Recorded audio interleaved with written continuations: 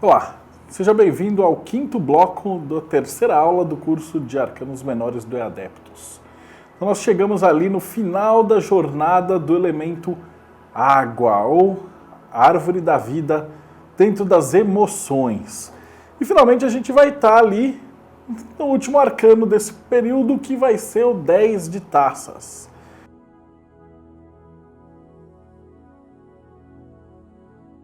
Então o que nós temos aí? Terra, da água, regido por Malkuth. Então veja bem que nós temos duas terras em cima de uma água. Então note que o que acontece quando você tem duas terras e coloca água? Você vai ter uma terra adubada ou uma terra fértil. E dessa terra fértil tudo vai criar. Tudo aquilo que você plantar vai germinar.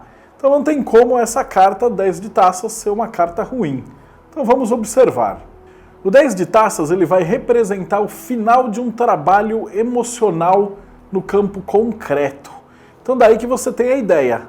A terra da água regida por Malkuth. A concretização do emocional no reino. Então o que nós temos aí? A gente vai ter Malkuth dentro do HKT. Ele vai estar se conectando com os três arcanos maiores, né? O mundo, o julgamento e a lua. E aqui ele vai estar trabalhando muito com essa energia do julgamento e do mundo. Então trazendo para baixo a colheita, né? Aquela festividade final, tudo aquilo que você tinha no 9 de taças, de um trabalho bem feito, de um trabalho bem realizado, você vai colher os frutos desse trabalho no mundo material. Então, se antes era apenas naquele mundo imaginário ou no mundo mental, no 10 de taças realmente é o trabalho feito. Isso tem diferença? Lógico que tem. Quando a gente percebe que numa tirada do tarô a gente está contando uma história, o 9 de taças ele indica aquela sensação do trabalho bem feito, mas ele ainda não está finalizado, você já está saboreando. Por exemplo, você tem que receber um prêmio no dia seguinte por um trabalho que você fez e ganhou uma medalha. Então você recebe essa comunicação, obviamente no dia anterior você vai estar feliz, você vai se preparar, você vai se embelezar, você vai se prontificar para receber esse prêmio. E no 10 de taças você efetivamente colhe os frutos do seu trabalho. É como se você tivesse um grande jardim e você ficasse colhendo e tirando as ervas daninhas e fazendo todo aquele trabalho. E aí, finalmente, as rosas elas florescem na sua cruz. E no 10 de taças elas vão atrair as abelhas que vão polinizar todo o resto do jardim. Isso é uma filosofia, é uma alegoria rosa cruz para a árvore da vida dentro da água. Olha que bonito, você considerar um jardim na qual você vai cuidando das suas plantas, aguando o seu jardim, tirando as ervas daninhas e finalmente todas as rosas desabrocham. E o 10 de taças nada mais é do que essa sensação de felicidade, né? Isso é comum em todos os autores. Vamos dar uma olhada aqui, o que o Rider-Waite coloca?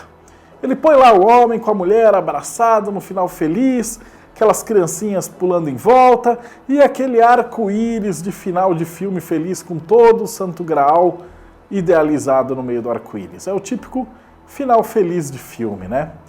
Pro mitológico também. Agora tá Eros e Psique já reunidos, depois dela comer o pão que o diabo amassou, ela realmente se casa de volta com seu amado, porém dessa vez em igualdade de sensações. Ou seja, ela não mais está numa posição hierárquica diferente, ela já está ali no mesmo nível que o seu amado. Ela já viu os seus defeitos, entendeu os seus erros e resolveu. E ali você tem as taças empilhadas, né? Que vão derramar todo aquele amor pela humanidade. Vamos pensar numa coisa. Quando você completa esse ciclo da água, então você tem lá o homem, o amor está no ar. Aí no 2 de taças, o garoto apaixona pela garota e eles vão se conhecer e eles se apaixonam. E no 3 de taças eles ficam juntos. Aí no 4 de taças surge uma inimiga, surge algum problema, vários maus entendidos e o casal se separa. E aí o mocinho fica curtindo uma fossa e fica tentando se lembrar o que ele tem que fazer e chorando nos 5 de taças. E a mocinha fica chorando que ela está arrependida, que ela ama ele, mas não dá certo, mas etc e tal, nos 6 de taças. E aí o mocinho vai passar o resto do filme brigando com os inimigos, com as inimigas, com os mal-entendidos, com todos aqueles grandes problemas para resolver a sua situação. E no final, o mocinho e a mocinha se reúnem no 9 de taças, e aí eles se casam e tudo fica feliz para sempre.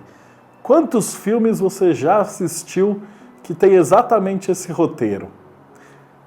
E justamente, eles têm esse roteiro porque funciona, porque é a árvore da vida. Essa é o segredo de roteiro da jornada do herói amoroso.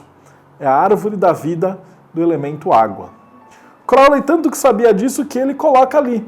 Na imagem dele você tem a grande rosa e todas as taças douradas dispostas para formar a árvore da vida.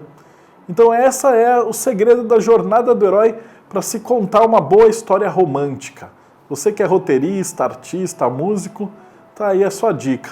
Você quer um segredo bem contado? É essa jornada. E dentro do tarô, para o seu uso do dia a dia, você pode canalizar essa energia para o que você estiver precisando. Em qual etapa você está dessa aventura, né, heróica. Você pode utilizar isso, ou você pode entender isso quando você oracular, dentro dessa história que vai ser contada, né? O 10 de taças, ele está representado por Marte em peixes, no sentido astrológico, que é justamente a busca pelo Santo Graal. Marte é o buscador, Marte é a vontade, Marte é Telema, e o Peixes é Messias, é espiritualidade. Ou seja, aquele que busca algo no plano emocional, ele finalmente vai encontrar a felicidade. Então, e com isso a gente termina e finaliza esse arcano e esse naipe que é emocionante. Então, na próxima aula, nós vamos ver o naipe das espadas. Esse naipe é um pouquinho mais tenso, um pouquinho mais violento e um pouquinho mais tenebroso. Vamos lá.